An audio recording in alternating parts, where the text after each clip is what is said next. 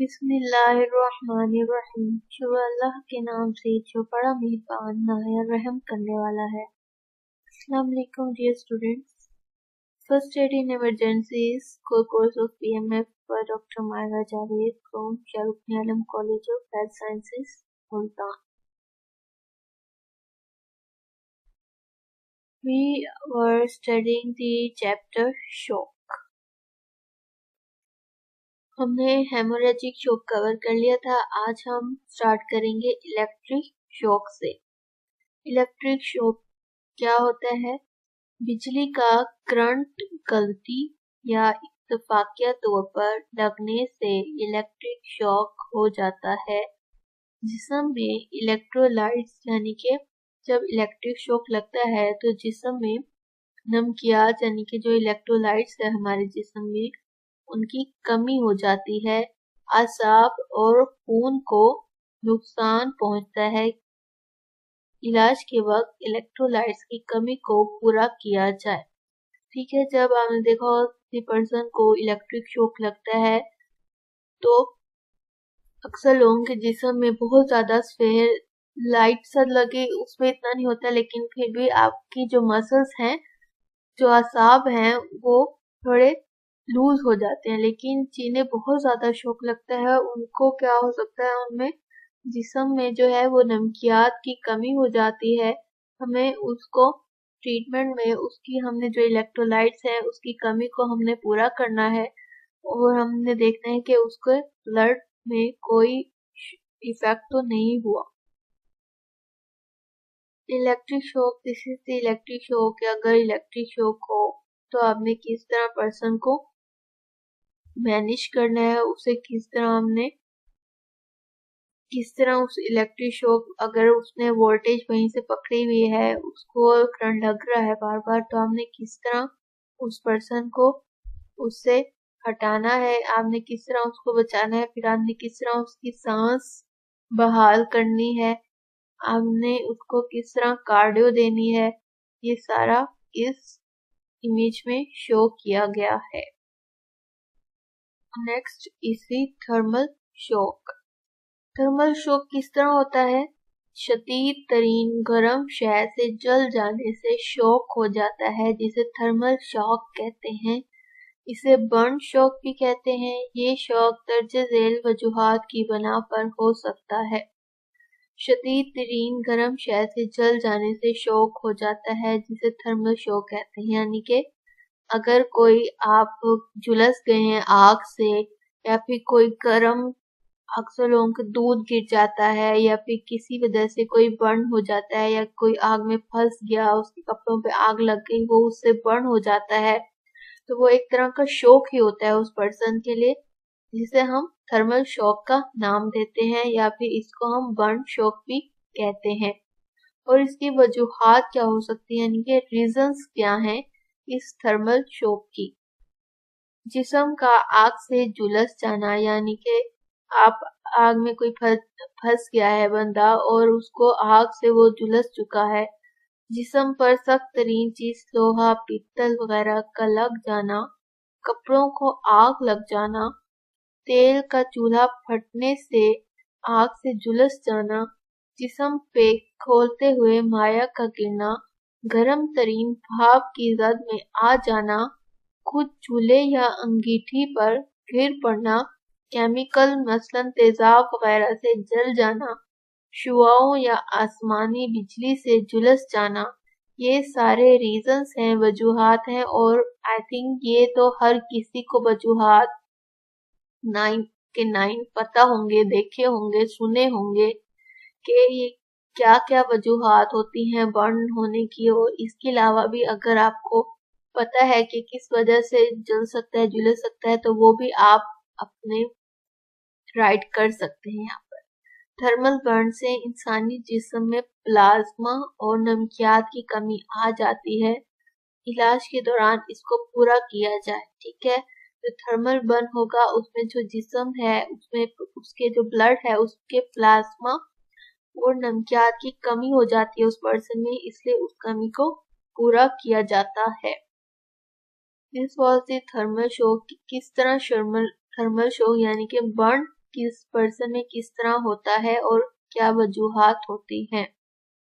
Next is the neurogenic shock. Neurogenic shock क्या होता है? ये शॉक दिमाग पर एहसासात महसूस करने पर होता है, मसलन डर, खौफ, बुरी खबर सुनने से। ठीक है, न्यूरोजेनिक शॉक का इफेक्ट किस पे पड़ता है? आपके दिमाग पर पड़ता है।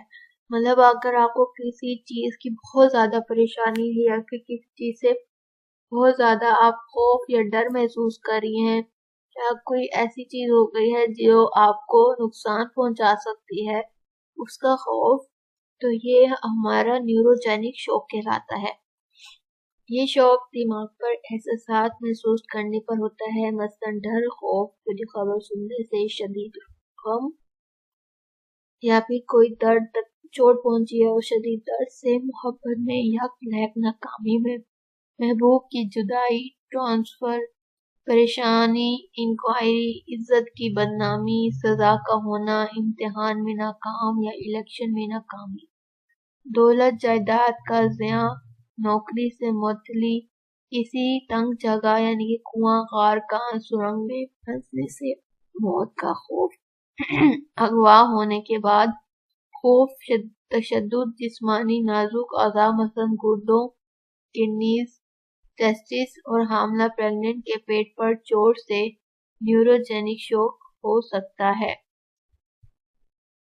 यहाँ पे इन्होंने सारी वो चीजें बता दी हैं न्यूरोजेनिक शॉक की, जो आपको न्यूरोजेनिक शॉक में मुब्तला कर सकती हैं, जिसमें दर्द, तकलीफ, महबूब की जुदाई, ट्रांसफर की वजह से कोई भी परेशानी हो गई, इज्जत की बदनामी, या पेपर्स में अक्सर लोग बहुत ज्यादा टेंस हो जाते हैं, दौलत जायदाद का छीन जाना, या नौकरी से किसी अक्सर लोगों को फारिग हो जाता है तो वो बहुत ज्यादा डिप्रेशन में चले जाते हैं, या फिर किसी को मौत का खौफ होता है, या फिर कोई अगवा हो गया, तशद्दुद हुआ, या फिर कोई किसी के जो बॉडी ऑर्गन्स है वो काम करना छोड़ गए, तो वो इस सब कंडीशन में जो पर्सन होता है वो न्यूरोजेनिक शॉक में मुब्तला हो जाता है। Next is the diabetic shock. Neurogenic shock के बाद कौन सा आ जाता है शॉक? Diabetic shock. जो डायबिटिक शॉक है, ये शॉक शुगर के मरीज को जिस्म में शुगर की मिकदार ज्यादा होने से होता है। ठीक है, अगर डायबिटिक शॉक, इसमें शुगर का जो पेशेंट है, अगर उसमें जो शुगर लेवल है, डायबिटिक लेवल है, ज्यादा हो जाए,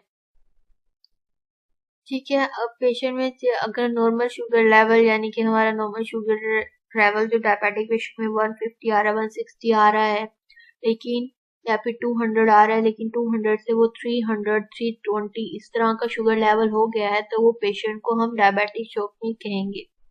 इसे हाइपरग्लाइसीमिक भी कहते हैं, यानी कि हम हाइपरग्लाइसीमिक पेशेंट भी कहते हैं, जो नॉर्मल शुगर ब्लड पेशेंट में जो होता है, शुगर पेशेंट्स में होता है, वो ज्यादा हो जाए। मरीज को इस चीज का इल्म भी होता है कि कुछ अर्सा पहले उसका शुगर का मरीज है, लेकिन मेडिसिन इस्तेमाल नहीं वो कर रहा होता है। बाज़ दफा लाइल्मी या फिर लापरवाही से जो शुगर है वो ज्यादा हो जाती है, यानी कि वो पर्सन जो है वो खाने पीने की चीजों पे ध्यान नहीं दे रहा, वो बस मीठी चीजें लिए जा रहा है, अपनी शुगर लेवल चेक भी नहीं कर रहा, तो ऐसे हालात में जो पेशेंट है उसका शुगर लेवल ज्यादा हो जाता है। बाज़ दफा लाइल्मी और लापरवाही शुगर के मरीज की हदायत पर तवज्जो ना देने से, खाने के दौरान मीठी अशिया ज्यादा खाने से जिस्म में शुगर की मिकदार ज्यादा हो जाती है। इसके इलाज के लिए मरीज और लवाकीन से हिस्ट्री यानी कि उसकी साबका जो हालात है, उसकी जो मेडिकल हिस्ट्री है वो हम मालूम करते हैं। फौरी तौर पर मरीज का खून पेशाब बराए शुगर टेस्ट करवाने के लिए भेजा जाए। रिपोर्ट के मुताबिक शुगर शॉक के दीगर इलाज के साथ साथ जिस्म में इजाफी मिकदार को भी कंट्रोल करने वाली अद्वियात दी जाए। जो शुगर के मरीज हैं उन्हें हम ड्रिप लगाते हैं, जो कि होती है ड्रिप लेवुलोस लगाई जाती है। ठीक है, हमने पेशेंट ने बिल्कुल भी परहेज नहीं की, वो अपनी डायबिटीज को कंट्रोल नहीं कर रहा, वो मीठी चीज ले रहा है, खाने में भी एहतियात नहीं कर रहा, इसकी वजह से वो हाइपरग्लाइसीमिक हो रहा है, तो हम पेशेंट जो दवा पीने आएंगे, हम सबसे पहले उनकी पेशेंट की हम मेडिकल हिस्ट्री देखेंगे कि उन्हें और कोई बीमारी तो नहीं है। उसके बाद उसके हम प्रॉपर शुगर टेस्ट करवाएंगे।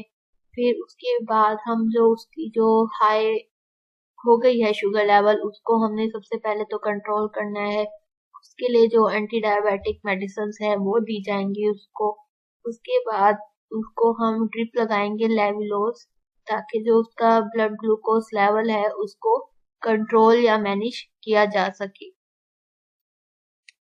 Thank you so much. आज हम जस्ट यही 4 टॉपिक्स कवर करेंगे। Thank you.